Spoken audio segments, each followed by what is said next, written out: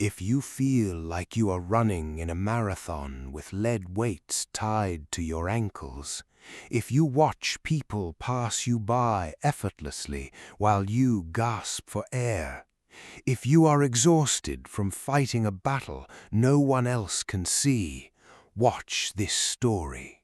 If it resonates with your hidden struggles, like the video and subscribe, because this isn't just motivation, this is a mirror.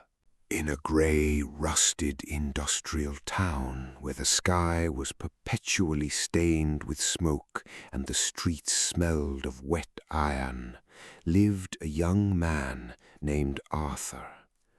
Arthur was invisible. He wasn't poor enough for charity, nor rich enough for respect. He was perfectly average, destined to be a forgotten gear in a massive, indifferent machine. His life was a loop. He woke up in a cramped, cold apartment, went to a job that drained his soul, and came home too tired to do anything but stare at a glowing screen until he fell asleep. When he spoke of wanting more, of building a business or learning a craft, his co-workers would pat him on the back and laugh. "Don't break your neck looking at the stars, Arthur," they'd say. "Keep your eyes on the dirt where you belong." Arthur believed them. Why shouldn't he? He had no inheritance, no sudden genius, no lucky breaks. He was paralyzed by the sheer size of the mountain in front of him. Every time he thought about climbing, he looked at his worn-out shoes and decided to stay in the valley.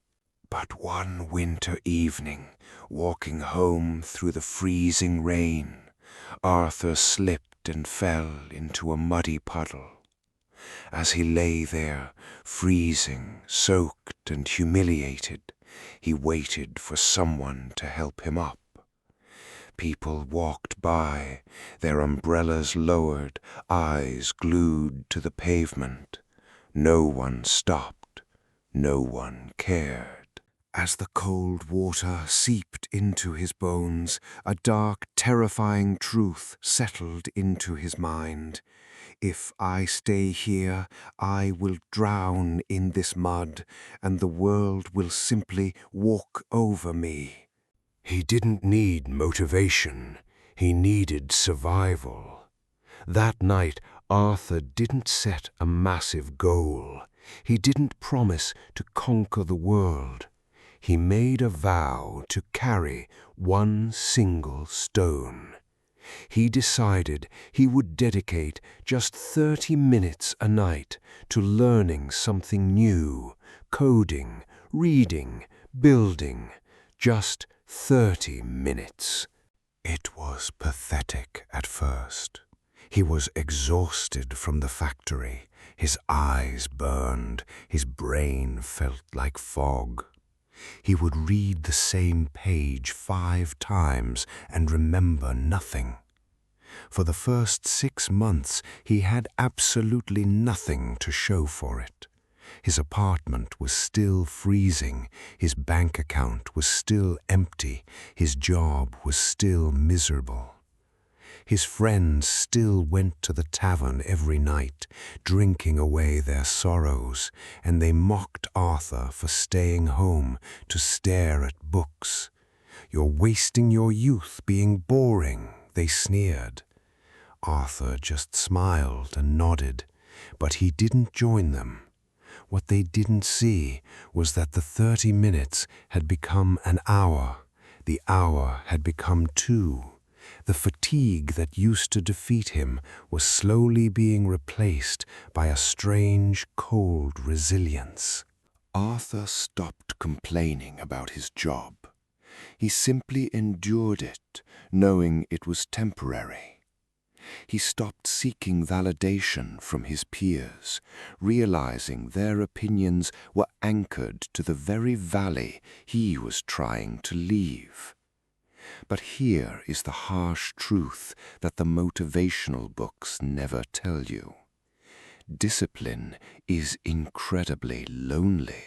Isolation set in. He lost his friends. His phone stopped ringing. He spent his Friday nights and his weekends in absolute, crushing silence. It was dark, and it was deeply uncomfortable.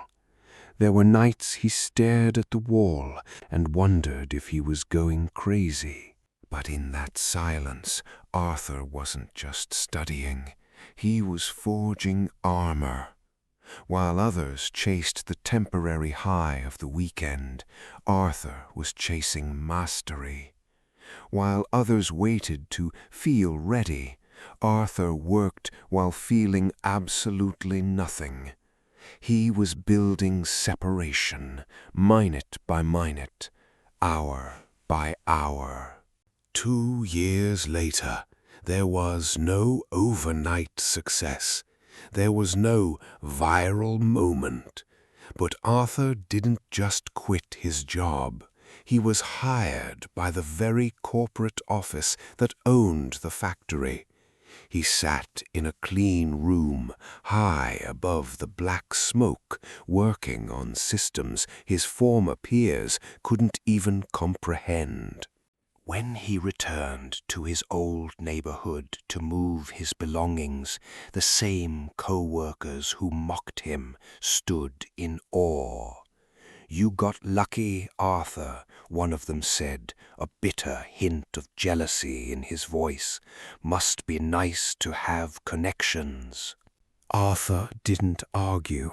He didn't explain the hundreds of dark, lonely nights, the exhausted tears, or the crushing isolation. He just looked at them with a calm, unbothered stillness. He wasn't arrogant. He was detached. He had built a fortress out of 30-minute bricks, and they were still standing in the mud, waiting for a magical hand to pull them up. Stop waiting for a hero. Stop waiting for the perfect time. Stop waiting until you feel like it. Pick up your first stone today. If you are finally ready to start building your fortress, comment the words "My Stone" below and subscribe to the channel for more harsh truths. Your time is running out. Start building.